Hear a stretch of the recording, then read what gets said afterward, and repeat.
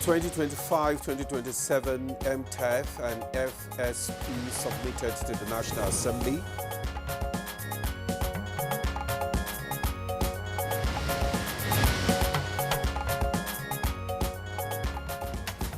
Senate receives presidential request for external borrowing of $2.2 billion.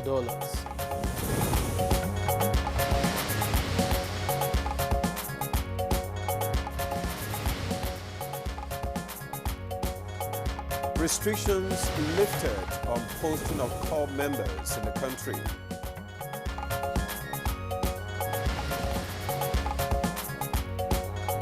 And on Good Morning Nigeria today, we shall discuss COP29 Summit on climate change.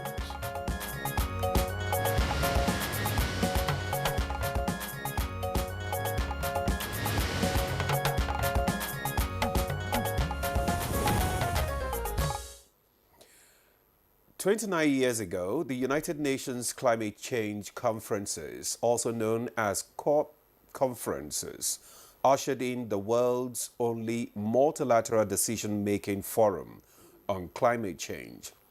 True, and in the years that followed, the COP conferences have brought the world together to address climate crisis, help vulnerable communities adapt to the effects of climate change, and plan towards net zero emissions by 2060.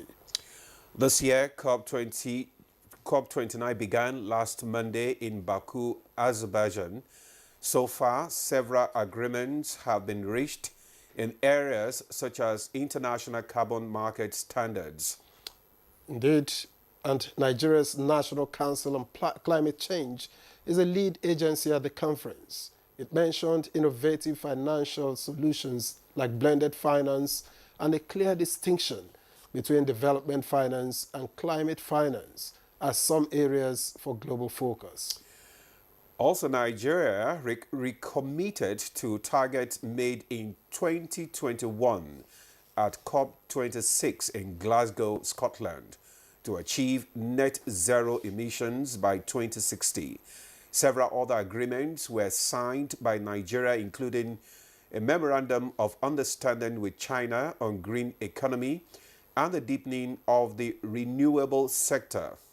Well, Nigeria also underscored the importance of addressing short-lived climate pollutants like methane and black carbon, recognizing their significant impact on global warming.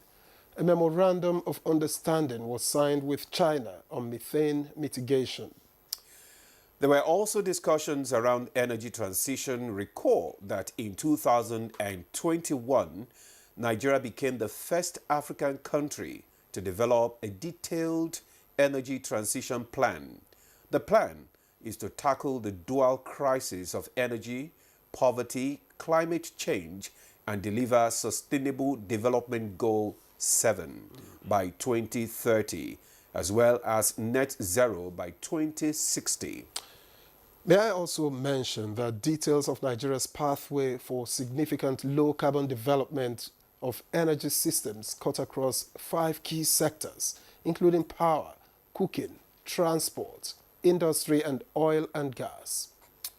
Yes, Victor, and Nigeria's net zero target by 2060, we understand, requires about $410 billion above business as usual, spanning between 2021 and 2060. Well, so far, some states in the country have rolled out climate and energy plans to help meet the country's national goals. Well, COP29 Summit in Baku, Azerbaijan is our focus on Good Morning Nigeria.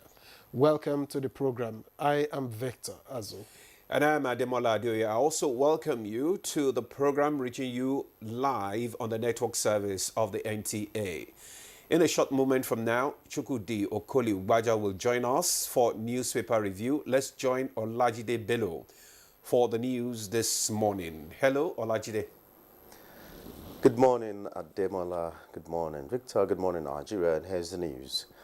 Nigeria has joined the Global Alliance Against Hunger and Poverty, an initiative just launched at the ongoing summit of the G20 leaders in Rio de Janeiro, Brazil. President Bola Tinubu made the commitment while addressing the summit, saying the fight against hunger and poverty must be a top priority for the world. The fight against hunger and poverty is not a matter of choice, but a matter of priority for me. Where do I get those helps? I have a very vibrant youth population, 70% below the age of 30.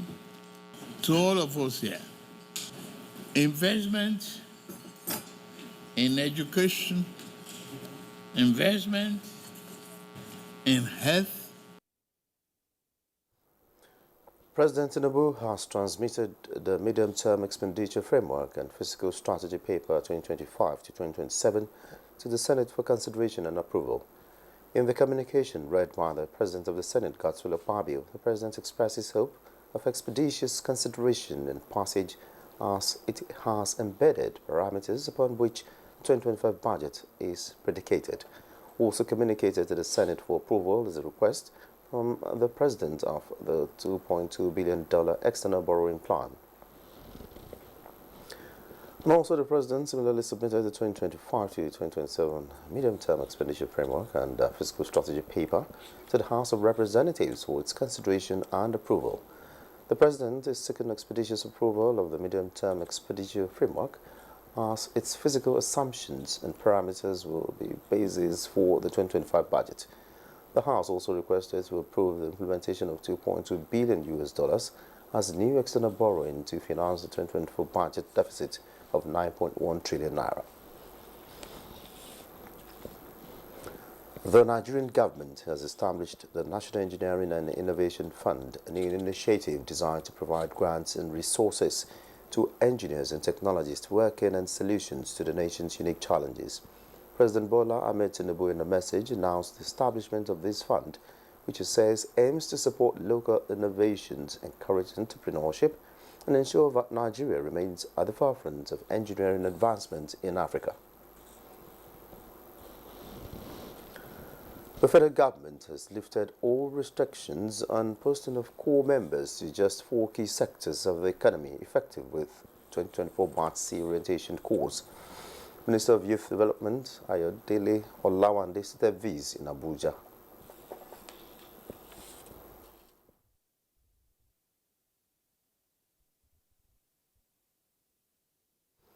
The Acting Chief of Army Staff, Lieutenant General Olufemi Oluyede, has ordered investigation to unravel the circumstances surrounding a viral video purportedly with a senior army officer and 2 soldiers in an altercation with a man and a woman within the Abuja metropolis. A statement by the Director of Army Public Relations, Major General Onyema Nwachukwu, assures the public that due diligence will be applied to reach a logical conclusion.